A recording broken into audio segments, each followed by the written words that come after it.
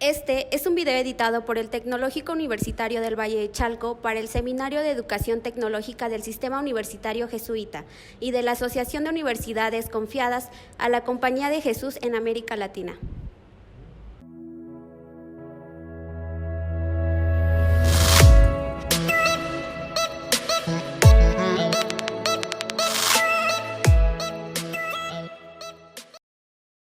Es bastante complicado esta. Sí se ve, sí se ve, maestra.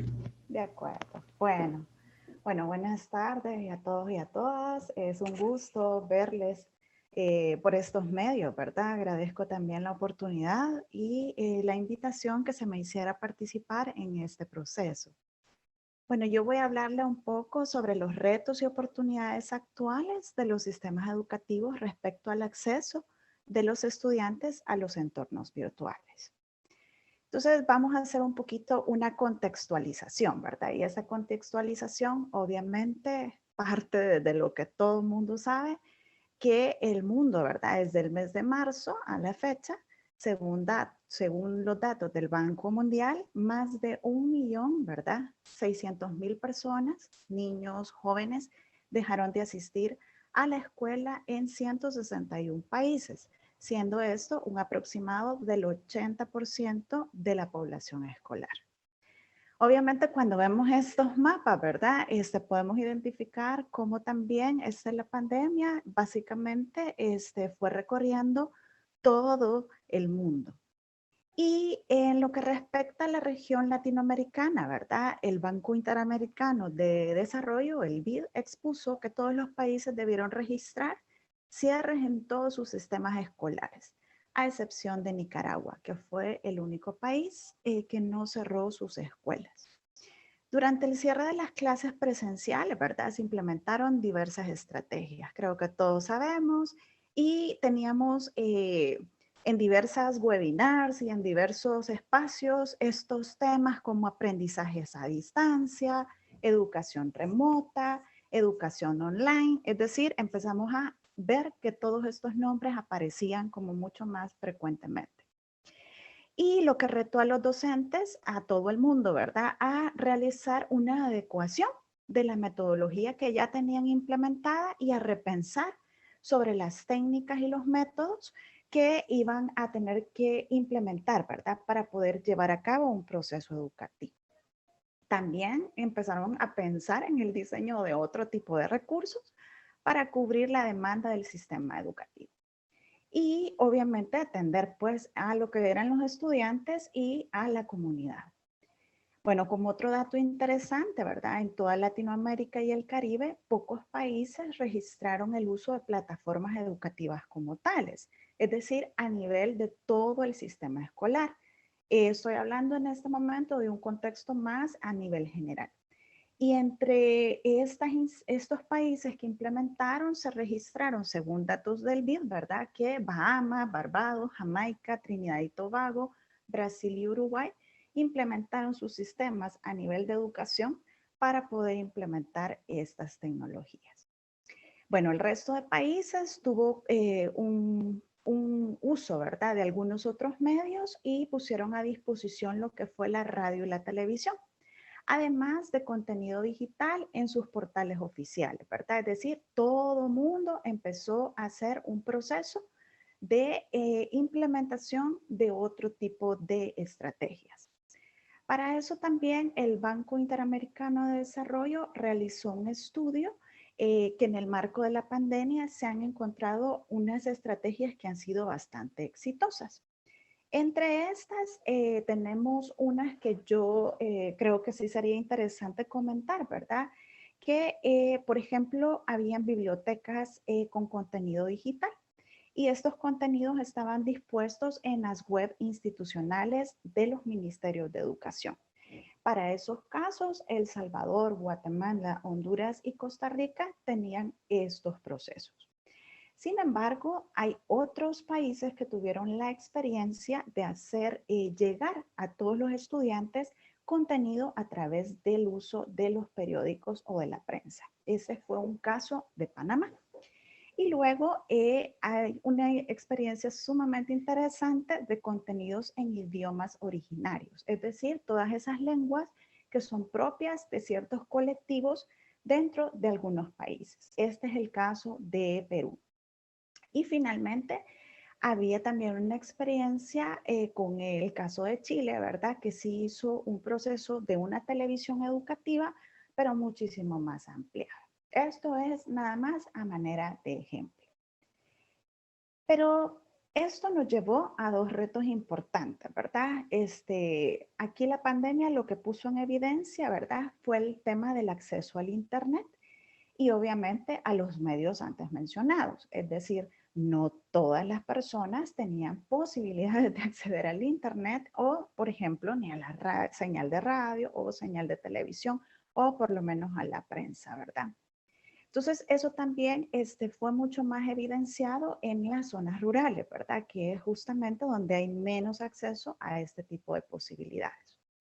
Y con esta situación, pues se ha podido confirmar que solo las familias que tenían una buena condición económica y podían pagar un servicio de conexión a Internet de manera más permanente tenían esa posibilidad de acceder a los procesos educativos. Hay otros datos interesantes, ¿verdad? En cuestión de estadísticas, y es que solo el 64% de la población en Latinoamérica tiene una computadora en su casa. Entonces, eso también era una desventaja bastante profunda, ¿verdad? Adicionalmente, si se hace un análisis de este estudio que presentó el Banco Interamericano, ¿verdad? En promedio, hay un 94% de los estudiantes del primer quintil de ingresos, es decir, de un buen nivel económico, que tienen un buen poder adquisitivo, que ellos tenían pues la capacidad de tener esa computadora y ese acceso a Internet. Sin embargo, había un 29% del quintil más pobre que obviamente no tenían acceso a computadoras. Asimismo, respecto a la conectividad, ¿verdad? Es también un reto, ¿verdad? Y como decía anteriormente, en las zonas rurales, pues ha sido un verdadero desafío. Y entre otros, pues podemos hablar, por ejemplo, de Colombia y Perú, que solamente hay un 35% en estimado que tienen acceso a Internet en las zonas más rurales. Un ejemplo aquí en El Salvador, ¿verdad? Y yo creo que aquí Víctor nos podría confirmar, solamente hay un 47% de la población rural que tiene acceso a Internet, es decir, que tiene un servicio a Internet. Estos son como los retos a nivel global, ¿verdad? De lo que sería la educación en esta modalidad. Entonces, lo que sí vemos es una clara diferencia en lo que es la ciudad, ¿verdad? Las zonas más urbanas, los centros, ¿verdad? Esas pequeñas urbes y luego las zonas rurales que están, pues, obviamente, sin los accesos. Esto es a manera de contextualización. Sin embargo, aquí encontramos algunos retos y desafíos en el sistema de educación superior. Básicamente hemos hablado un poco de elementos generales, ¿verdad? De la educación, de los niveles desde parvularia hasta educación superior, pero ahora nos vamos a concentrar en lo que es la educación superior y en los tecnológicos de la región. La UNESCO hizo un estudio denominado COVID-19 y educación superior, de los efectos inmediatos un día después. Ustedes lo pueden consultar en su página web. Y en dicho estudio se expone que durante la situación que actualmente estamos viviendo, los estudiantes de las universidades manifestaron que de las peores situaciones que han tenido que enfrentar durante este tiempo de la suspensión de clases ha sido la conectividad, es decir, la conexión a Internet, seguido de las preocupaciones económicas, ¿verdad? Porque muchas familias también perdieron lo que fueron sus empleos, empleos formales, y obviamente una tercera situación que ellos expresaron era mantener un horario regular de clases.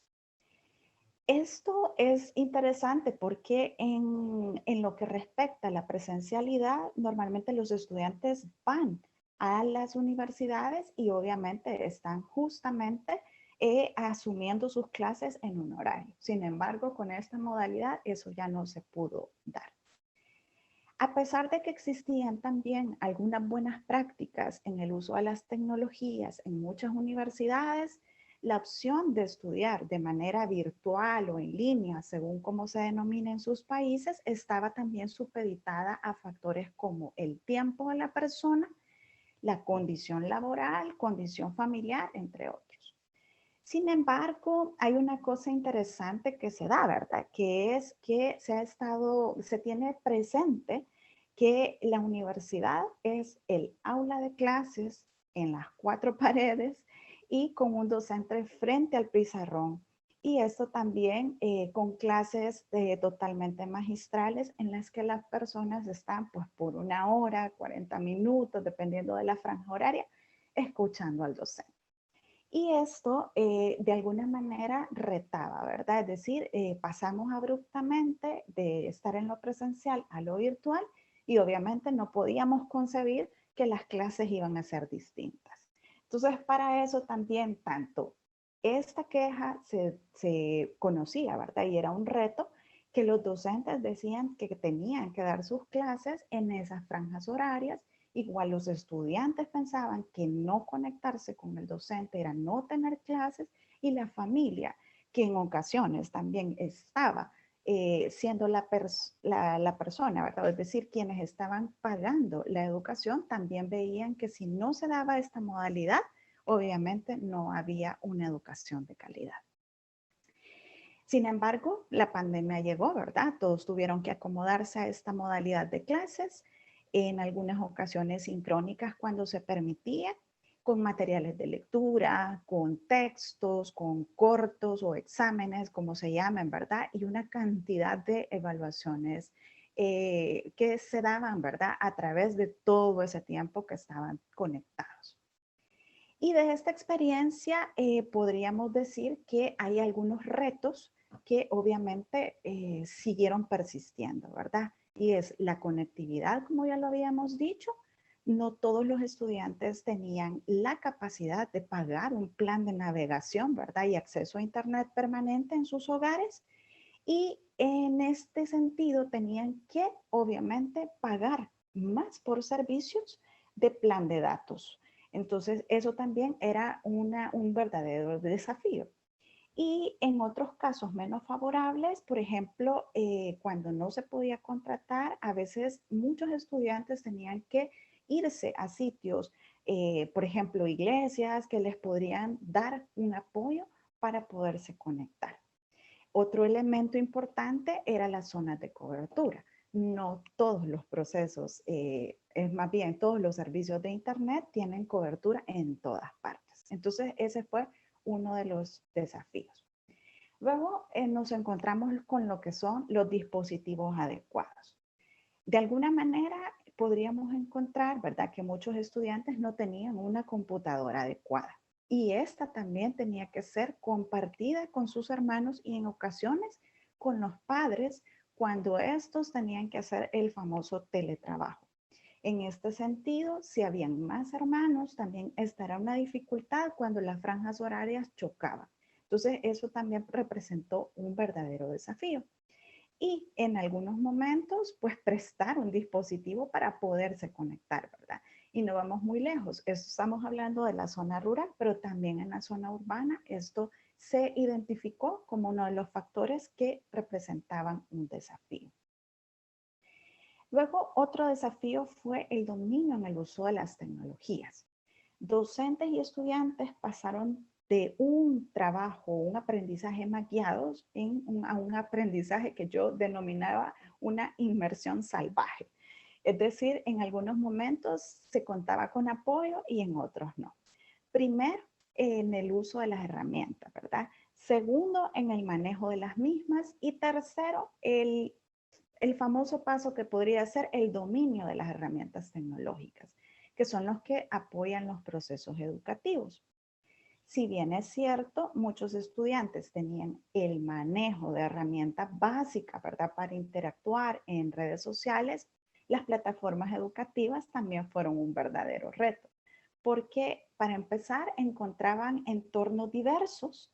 Todas las aulas de las asignaturas que llevaban a veces eran distintas, no habían indicaciones y cada docente tenía su manera de organizarlo. Entonces también eso causaba confusión. Luego, la cantidad de material, ¿verdad? A veces el maestro decía, prefiero meterle mucho material y metían videos, lecturas y cantidad de cosas. Entonces también los estudiantes se sentían saturados.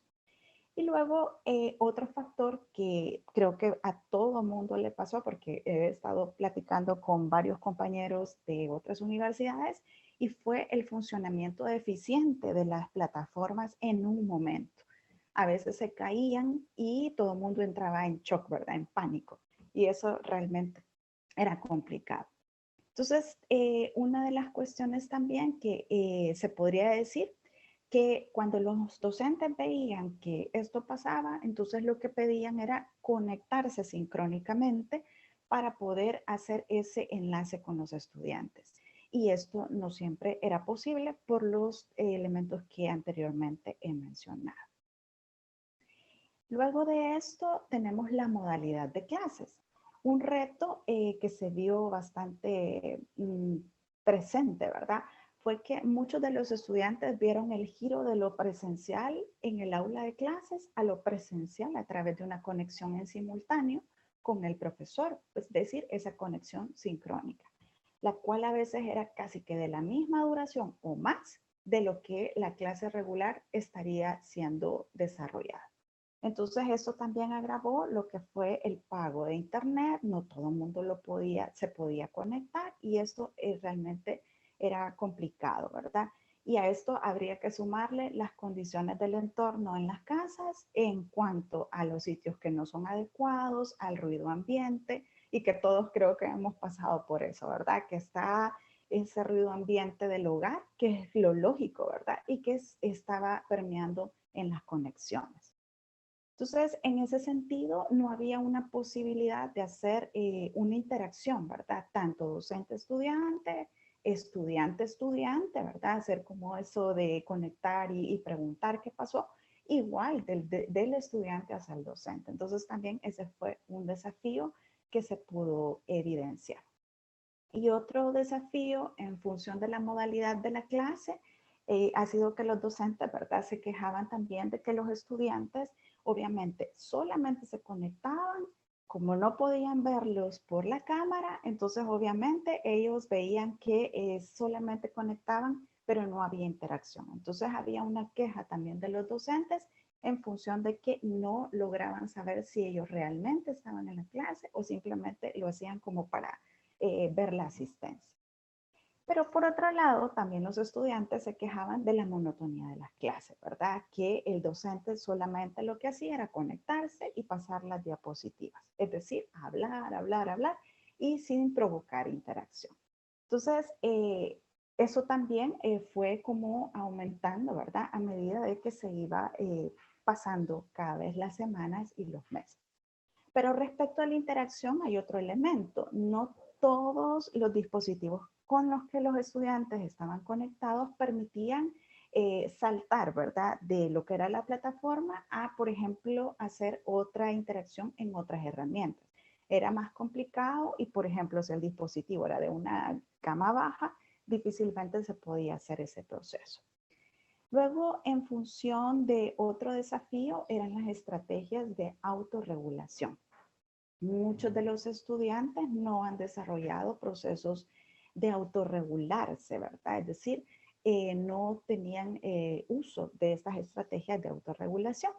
Es decir, que no sabían cómo organizarse en los horarios y cómo cumplir con las acciones, ¿verdad? O las tareas que se les habían encomendado.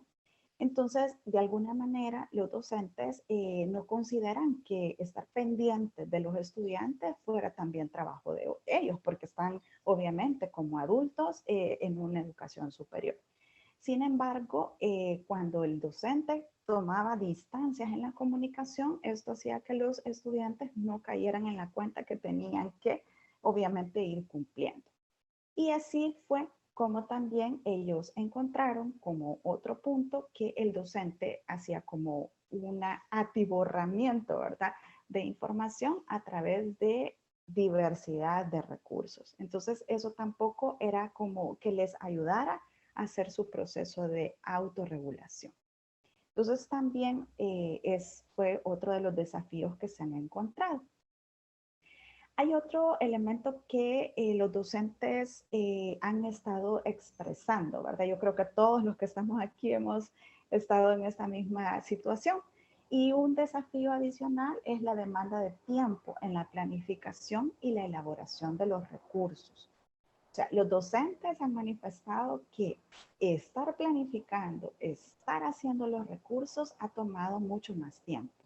Y a pesar que a veces tenían ya la materia, como de alguna manera la habían dado 2 o 3 veces, pues obviamente esto también había que cambiarlo, ¿verdad? Entonces empezaron a elaborar recursos, a buscar otro tipo de cosas y esto representó un tiempo importante, lo que al final incidió en un agotamiento que hasta podríamos ver varias investigaciones del Observatorio de Innovación Tecnológica del TEC de Monterrey, por ejemplo, que le llaman el famoso síndrome del quemado.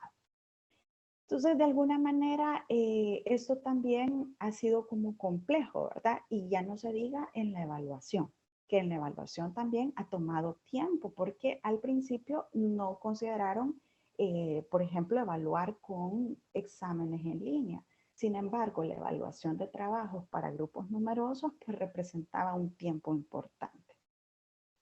Y luego, otro de los desafíos que se pueden también identificar es que en todas las universidades, por ejemplo, los elementos de las prácticas, o sea, las asignaturas que requerían de prácticas, estas no se pudieron realizar.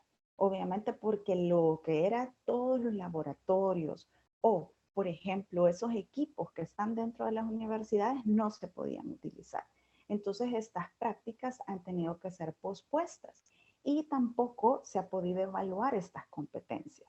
Por ejemplo, en la parte de tecnológicos es difícil saber si tenemos claridad, ¿verdad? De elementos muy básicos dentro de lo que son los técnicos que ustedes están desarrollando. Entonces, estos han sido como los grandes desafíos que se han identificado. Sin embargo, también han habido oportunidades, ¿verdad? Yo creo que estas oportunidades hay que destacarlas y creo que eso va a ser como uno de los aprendizajes que más se tienen de este pequeño ciclo, ¿verdad? Que hemos tenido que estar haciendo el trabajo mediado por las tecnologías.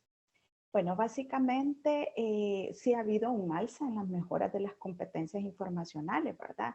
Aunque al principio fue frustrante, fue desafiante, yo creo que todos aprendimos a utilizar los sistemas en línea, a hacer búsquedas, tener criterio sobre el acceso a la información, o más bien a la información que estábamos buscando para poder obtener información con calidad y también a poder discernir en aquellas herramientas que encontrábamos en el entorno.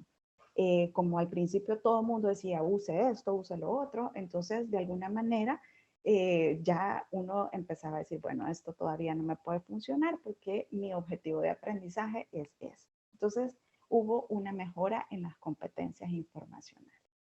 Luego, obviamente, una alza, ¿verdad? En mejora en el dominio de las tecnologías. Creo que también todos perdimos el miedo, ¿verdad? Al principio recuerdo que una de las experiencias internas aquí en la universidad era que los profesores básicamente querían empezar a hacer pruebas, pero les daba miedo. Pero luego empezaron a hacer una prueba, a investigar y ahora, si bien es cierto, hay personas que tienen un dominio pues bastante satisfactorio, hay unos que han repuntado, ¿verdad? En el dominio que tienen sobre estas herramientas e inclusive en el uso de las tecnologías. Otro elemento importante que ha sido para mí principalmente una oportunidad es la inversión. Sí se ha invertido en la compra o la adquisición de servicios como mucho más robustos en cada una de las instancias. Entonces esto no hubiera sido posible si no hubiéramos tenido que realmente migrar al uso de las tecnologías. Y otro elemento interesante ha sido la producción de recursos. Si bien es cierto, muchos de los docentes decimos hay que producir, ¿verdad? Hay que producir y lo que hacemos es producción en función de textos. pero ahora se ha hecho un giro y se han hecho productos distintos, ¿verdad? A eso le podemos llamar lo que son los objetos virtuales o también podría ser los videos o los podcasts. Entonces, realmente esto ha sido muy interesante, pero no solamente por parte del docente, sino también por parte de los estudiantes que efectivamente también han aprendido a utilizar otras herramientas y han hecho productos como parte de las tareas que en cada asignatura se les ha dejado. Otra oportunidad que creo que es de las más valiosas es las redes. Gracias a la inmediatez de la comunicación, al Internet, a esa conexión, no solamente con lo que es las universidades amigas, ¿verdad? O de la red de Aushal, también ha habido una dinámica interesante a nivel de las universidades en todo el mundo. Las redes se fortalecieron porque había una necesidad de saber cómo se iban a hacer las cosas, esos retos, cómo los podían superar. Entonces empezaron a haber unos movimientos interesantes de espacios de encuentro en los que se discutía. Y si cuando uno entraba, todas las discusiones eran similares. Todos tenían las mismas situaciones y todos estaban implementando estrategias muy, muy comunes que al final también lo que se hacía era como reconfirmar, ¿verdad? Y decir, bueno, no estamos tan mal y podemos seguir. Entonces, eso no solamente lo hicieron los docentes, sino que también lo hicieron los estudiantes. En lo que respecta a los estudiantes, pienso yo que las redes también pudieron trascender un poco más a lo que fue básicamente esa conexión de conectarse con sus grupos de WhatsApp, sino que también adicional a eso, también había un movimiento interesante aquí, por lo menos en la experiencia de la universidad, de que se hicieron redes inclusive para darles apoyos, apoyos en clases, apoyos para explicar, y esto no era un movimiento gestado por la universidad, sino que también un movimiento más, se podría decir, estudiantil. Y eso pues llamaba la atención, ¿verdad? Entonces, de alguna manera, pues ha sido como uno de los procesos más interesantes. Y de alguna manera podemos ir concluyendo, ¿verdad? Que todo este proceso lo que nos ha ayudado es básicamente a saber, ¿verdad? Primero que tenemos prácticas docentes distintas. Ahora, como a manera de ir recogiendo todas estas experiencias, podemos decir que los docentes obviamente han hecho cosas distintas, ya sea porque era una necesidad, pero luego también esto va a ir impregnando las siguientes prácticas que se pueden realizar dentro de los procesos educativos, dentro de las universidades y los tecnológicos. Otra de las conclusiones son las competencias adquiridas, como ya lo dijimos. De alguna manera, todos estudiantes y docentes han obtenido unas competencias que antes eran como casi que muy difíciles de ir empujando, ¿verdad?, a alcanzar. Sobre todo en aquellas personas que no tenían fe en que las tecnologías realmente podrían ser una vía importante para poder hacer estos procesos educativos. Y como también otra conclusión son las redes formadas. Creo que este mismo movimiento en el que estamos ahorita es básicamente una de las cosas que se han obtenido por todo este proceso educativo que se ha tenido. Y todo esto, pues básicamente ha hecho que haya una innovación en las instituciones de educación superior. Por lo tanto, todos y todas sabemos que después, cuando regresemos a lo presencial, las prácticas, las dinámicas, las relaciones no van a ser iguales.